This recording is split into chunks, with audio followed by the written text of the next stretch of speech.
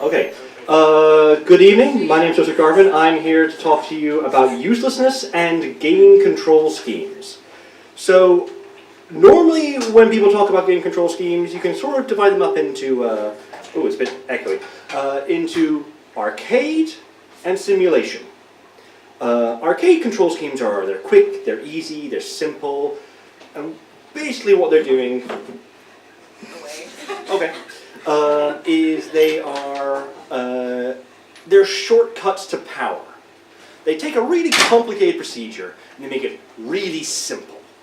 So, you've got your Assassin's Creed. You don't need to be any kind of expert in fencing or parkour to be able to run up a building, stab one guy in the head, and then fence a dozen guards in Assassin's Creed. It's very easy.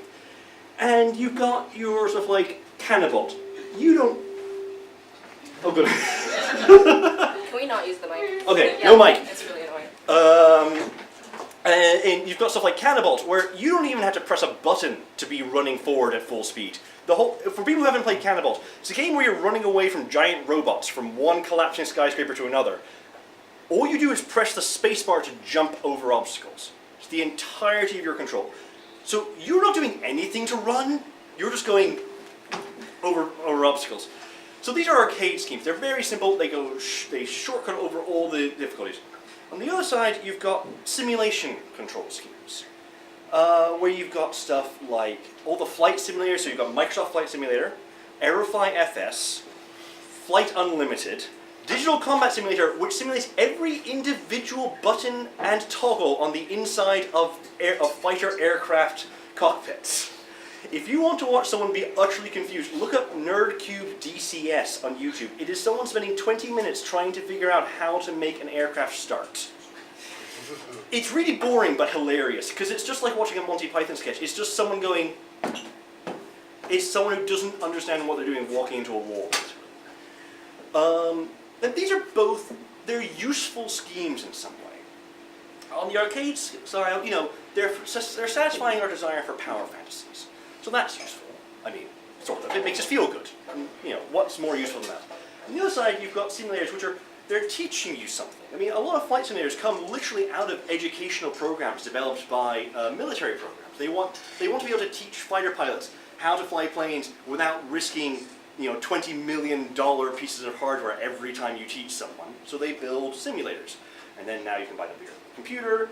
And now you can, do all sorts of things with, flying F-18s on the surface of Mars, which is a thing you can do in Aerofly, apparently. And so these are your useful schemes. So I'm going to, just because this isn't that long a talk, I'm going to go into a little more detail. With Cannibal, you've got, as I said, you've got your endless runner. All you do is you press one button to jump. Jumping is not a single action. Jumping involves tensing however many muscles. Are there any medics in the house? Anyone who knows anatomy? Good. No one does. So no one can contradict me if I say anything. But it involves many, many muscles. It involves a lot of balance. A bunch of... Many people can't do it. I probably can't do it. And in terms, so that's the arcade game. And in terms of simulator games, there's one which I find really interesting, which is called Receiver.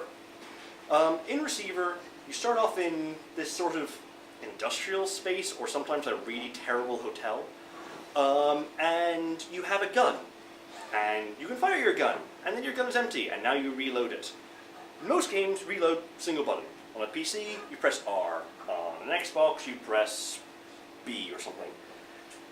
In Receiver, you have to press one button to take the magazine out of the gun, another button to put it away, another button to bring one out, another button to put it back, to put that magazine into the gun, and another button to chamber it. And sometimes another button again to take the safety off. This is a huge amount of detail about how to use a weapon over and above what you'd find in Call of Duty, where it's just hit one button, whole thing. So I'm not going to say I can now use a gun because I've played Receiver, but certainly I have a much deeper understanding of what are the steps involved in reloading a Beretta or a revolver or whatever. There's a lot more detail in Receiver. So these have educational roles. And it is kind of an assumption that anything that falls outside of either power fantasy or educational is a bad control. And I'm going to say that's not true, because I think there's another kind of control which is a good control, but doesn't have any of those. And those are the useless controls. They're not power fantasy controls. They don't make you feel strong and adequate. But they're also really not going to teach you anything at all. So there's two examples I'm going to talk about. One is a game called QWOP. QWOP. Has anyone here played QWOP? Okay, we've got a few hands up. So for the rest of you, QWOP is a game where you control a man named QWOP, who is the 100-meter hurdles racer for a country called QWOP at the Olympics. But he's had no training. And as far as you can tell, he's had no training in how to walk. You have to control his thighs and calves independently. One button for each thigh, one button for each calf. So instead of walking normally, he sort of does this. It's a hurdles game. How many of the people who played QWOP knew there are hurdles further down the route? Okay, one. That's the thing. There were about 4 people that had only one of them knew it was a hurdle game. I've never seen a hurdle in QWOP because I've only gone 7 meters before I fell over. This is normal in QWOP. No one gets much more, other than by doing that. And the other one I want to talk about is Surgeon Simulator, or Surgeon Simulator 2013. So Surgeon Simulator is a game where you play Nigel. He's a surgeon. Nigel has apparently been punched repeatedly in the side of his arm here and in his head because he can't pick things up anymore. But somehow he's the best surgeon in his hospital. Surgeon Simulator, you should not learn anything about medical practice from Surgeon Simulator. And you will not be a good surgeon. You will pull back the cloth to find a man's exposed ribcage, smash it open with a saw because you can't actually saw. Part of his ribs will get stuck in his intestines, you'll pull his heart out, and you'll find the other one in the fridge, and you'll drop it, and then the game is over. And you will do it again, and again, because it's hilarious. Surgeon Simulator is grotesque, and sort of obscene, but wonderful. So, I mean, what are these controls doing? And they're not the only ones. There's also a game called Probably Archery. There's Octodad, where you play an octopus in a suit who has a wife who doesn't know he's an octopus, even though they have children. And the whole point is you are an octopus and you have to control his 4 individual tentacle limbs and pick things up and avoid being identified as an octopus because there is a sushi chef chasing you. He doesn't know which person is an octopus, but he knows someone is, and he's going to eat that octopus. Or your wife will leave you. It's a very strange game.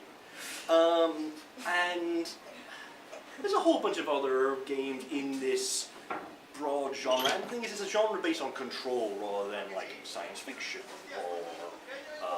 or even like perspective games. So you have third-person games like Octodad, your first-person.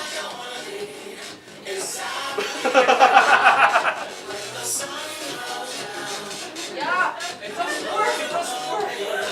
I'll just keep thinking.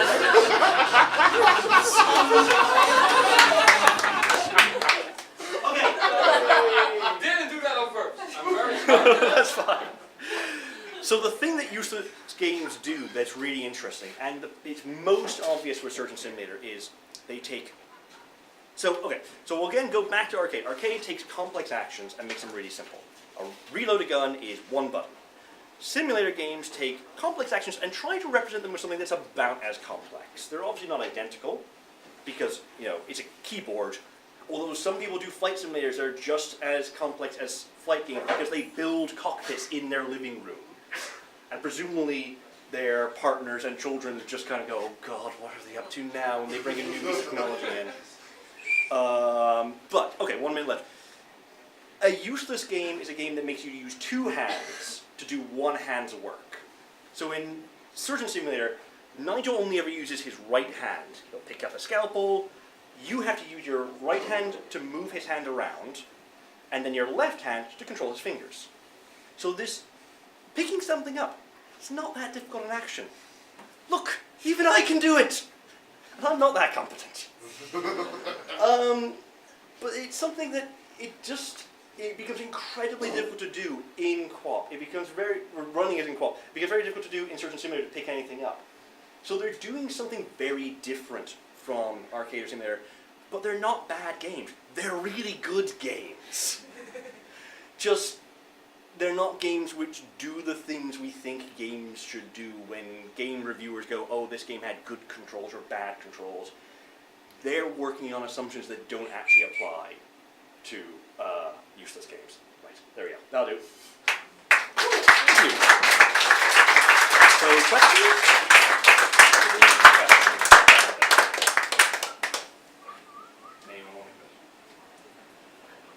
What's your favorite anti-simulation game? Probably co-op, because it's the only one I'm any good at. Like, I cannot complete a single surgery in Surgeon Simulator. I can't fire an arrow in probably archery. And I've only actually tried like the original demo of Octodad, not the polished one, which is called Octodad Dadliest Catch. I mean, this is one of the interesting things, like almost all these games, these useless games or anti-simulation games, or sometimes called, are comedy games, which is interesting. But yeah, I guess co-op, and also it's free. It's nice, free games are good. Do you think there's this video game I totally forgot when you real-time drive between two African cities? Desert Bus? Desert Bus. Yes. Yeah. Desert Bus is probably the originator of this. This is actually so this is the second time I've given a talk on this topic, and my original talk ended with like a very short history of it, and I feel like, well, Desert Bus is probably the originator. But then it doesn't, like, people go, oh, Desert Bus is funny, but I don't know of anyone who picked that up until Bennett Foddy, the man who is too good at everything, made co-op. And Bennett Foddy is the bassist and cut copy, a professor of bioethics at Oxford, and a celebrated game designer, all at only like 33 years old. I hate Bennett Foddy. And third question? How did you become interested in the topic? Oh, I played co-op, basically.